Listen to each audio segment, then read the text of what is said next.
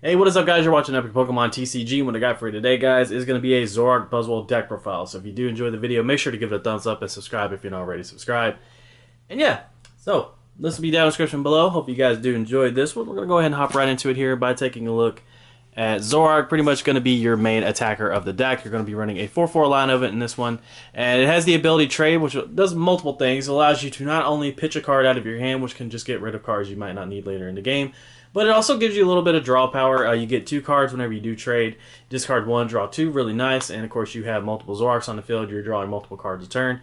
That can be very handy. Just helps you get to that certain card that you might need. But it also has Righteous Beating for a DCE, and what it does 20 for each Pokemon you have on your side of the field. So if you have a full bench and of course an active Pokemon, you're going to be doing 120, and that's about a max damage you can do, except with a Choice Band you can do 150. And yeah, overall Zoroark, very, very strong card.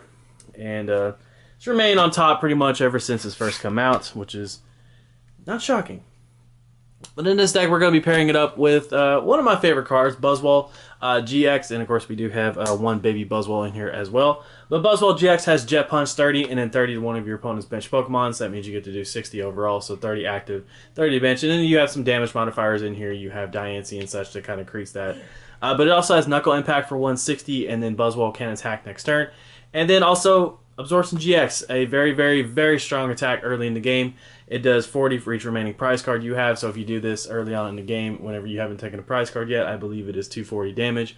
And like I said, with Diancie and Choice Band in here, Buzzwole is going to be just kind of increasing damage and softening things up with Jet Punch and everything. And the cool thing about it is, Zoroark and Buzzwole take 1 energy apiece to attack. Of course, you can throw some extras on Buzzwole, but you guys get what I mean.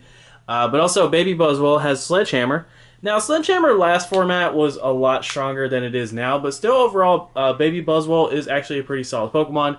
If you have a Beast Energy and a Choice Band, you don't really have to have the 4 prize card remaining effect for it to do a decent amount of damage. But Sledgehammer is going to do 30, and if your opponent has exactly 4 prize cards remaining, it's going to do an additional 90 damage. And then Swing Around just does 80, and then you get to flip 2 coins, and then I believe it is 20 more for each head. Yes, it is 20 more for each heads. So basically, these Pokemon all take 1 energy, and of course you can throw some extras on the Buzzwoles. But really, they do a decent amount of damage for 1 energy, and that's why they have such great synergy. Buzzwole, of course, one of my favorite cards, and I like playing Zoroark. It's fun. So I said, why not?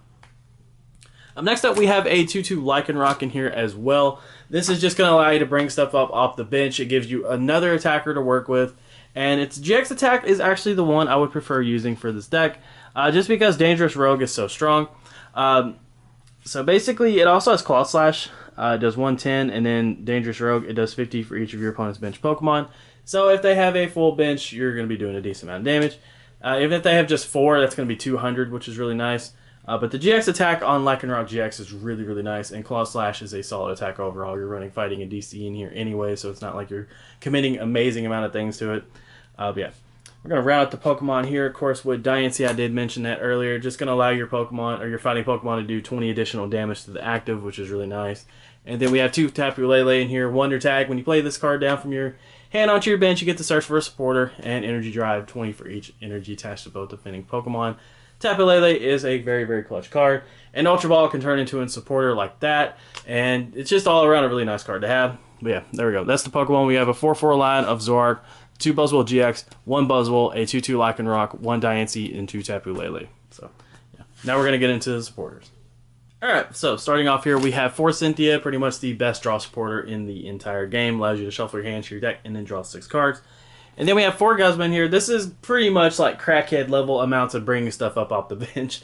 But Knuckle Impact does have a drawback. You can't, of course, attack again whenever you use it. So Guzma, is going to allow you to kind of get around that a little bit. Also, you can kind of disrupt your opponent and bring up stuff that they don't want brought up off the bench and attack it and everything. But yeah, we have 6 ways of bringing stuff up off the bench, So that's really nice in this deck. We run 2 Lillie, a fantastic card to open with in your opening hand. Just allows you to draw until you have 8 if it's your first turn. And then it just allows you to draw until you have 6, which could be really nice. We've run 1 Pokemon Fan Club. Of course, we are running a Zoroark deck, so we do want to make sure that our bench is full so we are able to maximize the amount of damage we're able to do with Righteous Beating. Then we have 1 Acerola. Like I said, these cards take 1 energy to attack.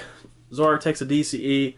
Buzzwole you can't commit more energy to, and then of course we do have Baby Buzzwole here, also 1 energy attack. So Acerola kind of makes sense. Your Pokemon get hit, you just get to pick them up off the field, deny your opponent a prize, and just go from there. We also have Mallow. Mallow is a really nice combination with Zoroark because trade grabs you 2 cards, Mallow grabs you 2 cards, allows you to put them on top of your deck in any order. So you can basically get any 2 cards out of your deck that you might want. So yeah, if you basically want to have a big Ultra Ring turn or whatever, B-String, there we go, that's the word. B-String, you can grab a couple B-Strings or something like that, just whatever the situation might call for, and go from there. And then Professor Kukui, oddly enough, just allows you to hit some key numbers with this deck. For traders, we have 4 Ultra Ball, 4 Nest Ball, 3 B-String, 2 Choice Band, an Escape Rope, and a Rescue Stretcher. So I don't really need to go too into detail on what these do. Of course, Ultra Ball is going to search out Pokemon. Nest Ball is going to allow you to kind of fill your bench up a little bit.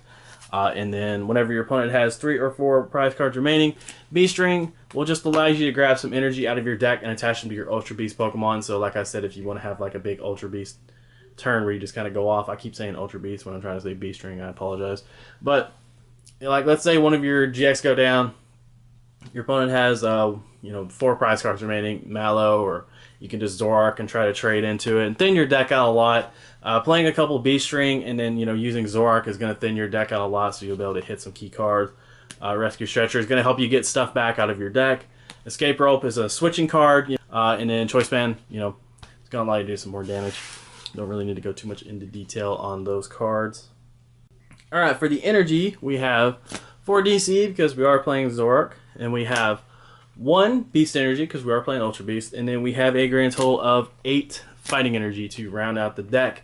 There it is, guys. So this strategy really isn't anything too crazy. You just have 2 Pokemon that can, of course, or I guess I should say 3 Pokemon that can attack for a single energy attachment. You also have Lycanroc in here, which is very helpful. And basically, you just want to kind of take advantage of the fact that this deck can be a little fast and just kind of dish out some quick damage.